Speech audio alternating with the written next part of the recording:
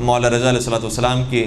زیارت کا بس ایک واقعہ ہم بیان کریں گے اور زحمت کو ہم تمام کر دیں گے۔ امام رضا علیہ السلام جس طرح سے عرض کیا کہ بہت کریم، بہت سخی،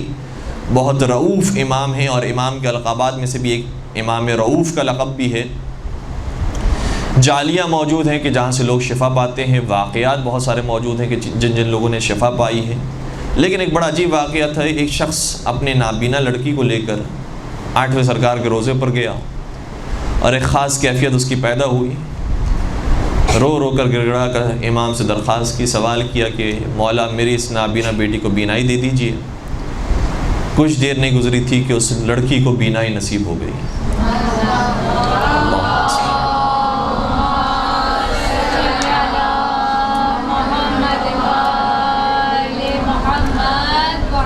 ہر انسان کا دل اسی طرح سے اس واقعے کو سن کر خوش ہوتا ہے۔ اس باپ کا دل تو بہت زیادہ خوش ہوا کہ میری بیٹی کو بینائی نصیب ہو گئی، اور بہت خوشی منائی، اور جو بھی اطراف کے اندر لوگ موجود تھے انہوں نے بہت چوما اور پیار کیا اور محبت کا اظہار کیا کہ امام رضا کی خاص توفیق اس کی شامل حال ہوئی۔ لیکن کچھ دیر بعد باپ کو دیکھا تو وہ رو رہا تھا، پریشان تھا۔ جب لوگوں نے سوال کیا کہ آپ کی پریشانی کس حوالے سے ہے، کیوں آپ رو رہے ہیں، کیوں پریشان ہیں، کہا اس لیے کیونکہ جب میں اپنے شہر سے چلا تھا تو میری 2 نابینا بیٹی تھی۔ ایک بیٹی کو میں آج حرم لے کر آ گیا، اس کو تو امام رضا نے شفا دے دی، مجھے نہیں معلوم جب وہ دوسری بیٹی میری اس بیٹی کو دیکھے گی تو اس کی کیا کیفیت ہوگی کہ امام رضا نے میری بہن کو تو شفا دے دی، لیکن میری قسمت میں نہیں تھا، بابا مجھے لے کر نہیں گئے تھے، اس لیے میں ابھی تک اندھی ہوں، میں ابھی تک نابینا ہوں، میں اپنی اس بیٹی کو کیا جواب دوں گا۔ وہ شاید شخص نہیں جانتا ہے کہ وہ اگر باپ ہے تو ہمارا ہر امام بھی باپ ہے، ہمارا ہر امام ہمارا معنوی باپ ہے، ان کے باپ کی منزل پر ہے۔ اس لیے جب یہ شخص اپنے ہوٹل پہنچا تو کیا دیکھا کہ ہوٹل میں بھی رش موجود ہے، اور اس نے سوال کیا کہ یہ رش کیوں لگا ہوا ہے، کہا کہ یہاں پر ایک لڑکی کو شفا ملی ہے، اور ایک نابینا لڑکی کو امام رضا کے توسط سے بینائی نصیب ہو گئی۔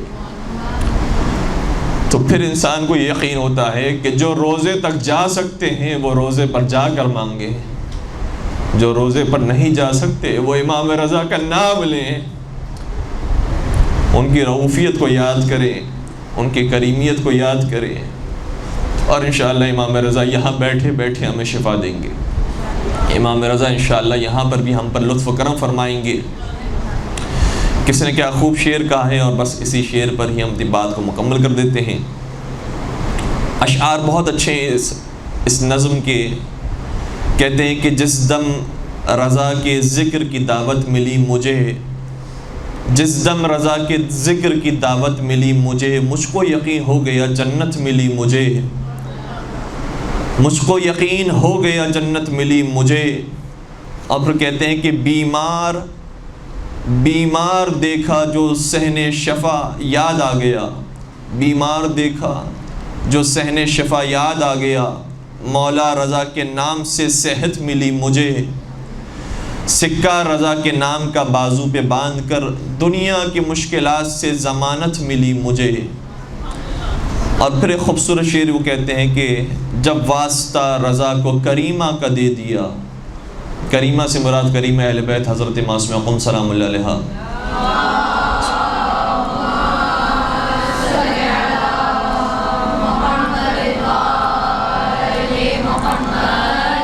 بہت شکریہ۔ اس شعر پر اگر الہی امین بھی کہہ دیں گے تو دعا سب کی پوری ہو جائے گی کہ جب واسطہ رضا کو کریمہ کا دے دیا،